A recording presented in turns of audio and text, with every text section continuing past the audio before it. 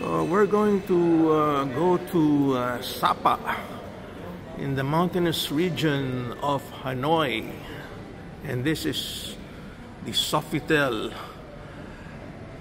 here in Vietnam. Oh, hindi pala Sofitel.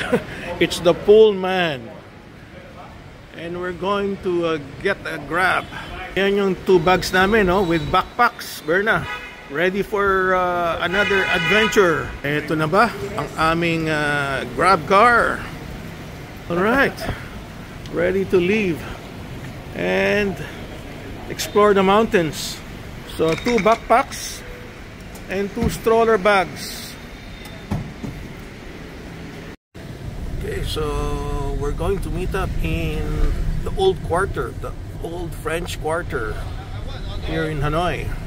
And these are the typical stores. Okay, para siyang Divisoria na maraming motorcycles. Fuklong, maraming fuklong, rito, coffee shop. Masarap talaga ang coffee ng Vietnam eh. Matamis. Yes. Daming mga stores. Medyo chaotic pero may siya, may character itong Vietnam. Full of character. Advantage dito, the food is cheap, hotels, Airbnb, they're all very very cheap. Ito na yata yung pinakamurang pagkain sa buong Asia. Vietnam China. Food. China ba? Mas mura pa? Hindi, Vietnam mas mura, Berna.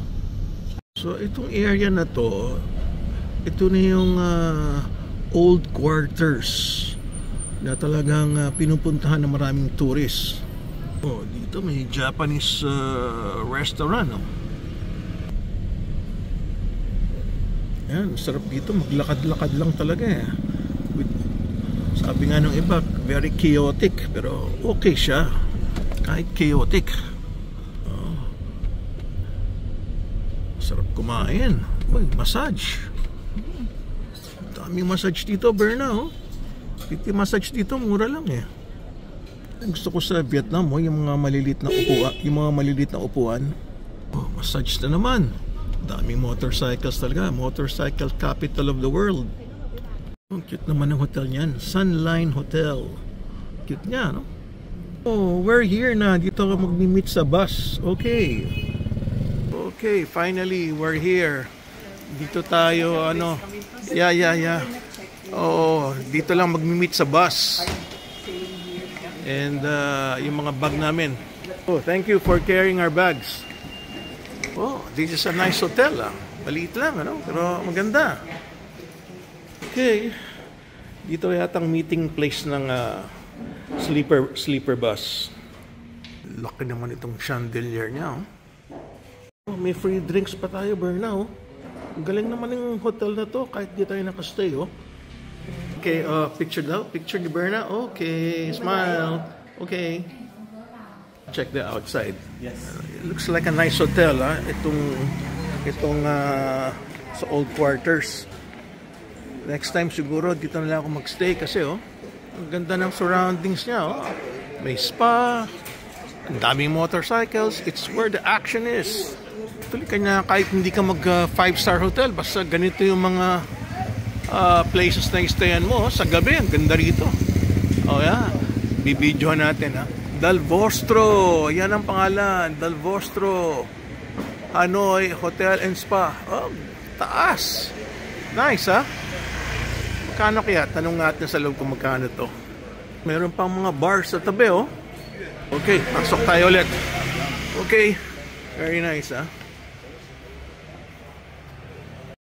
Okay, so we're here already. Hello. Thank you. Yes. You made the video? Yeah, for vlogging. Yes. Alright. Okay. Yeah, so this is the bus that will bring us to Sapa. Sapa. Oh, no, not okay. this one. This is just transfer. Oh, okay. Thank you. Traffic nga lang dito, Berna, no? So you cannot stop. Ayan ang di ba, Berna? Oh, 1 km lake. Oh, lake. Yan ang sikat na lake. Pag dumiretso ka doon, doon na yung opera house. Oh, ayan, oh. Opera House yung nasa harap, di ba? Hindi. Ayan, mga nag-Instagram. Oh, nice. Ganda tong lugar na to. Shopping na agad sa tabi ng lake. Daming puno. May maliit na park. Ito, mukhang mga pasaheros kasama namin sa bus. Okay, pupuno yung bus sa pasaheros. Yan yung mga upuan, no? Yung sikat sa Vietnam. Food.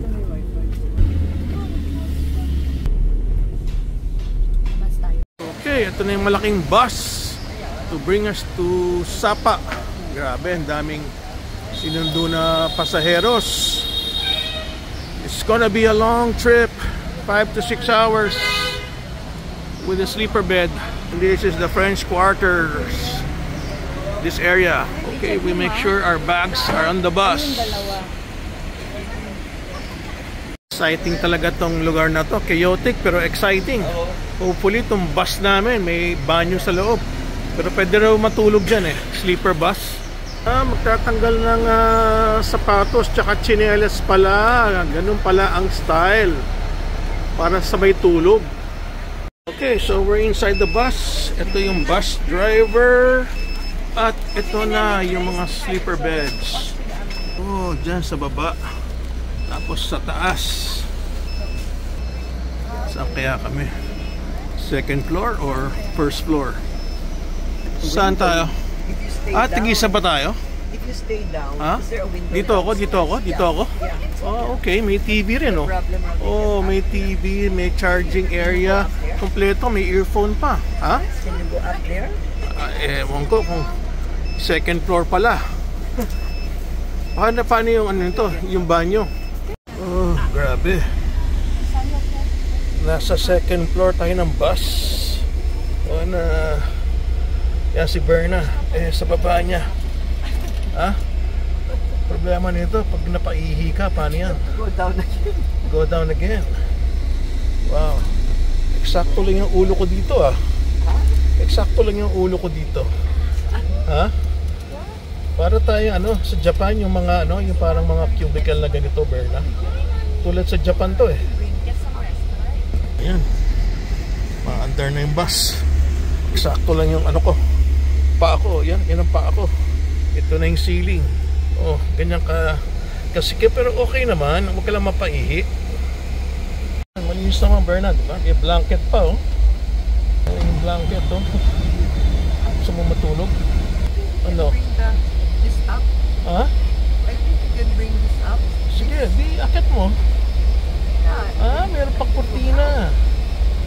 It even has curtains, Kasi talagang bahay na talaga siya. Oh, di ba? Okay.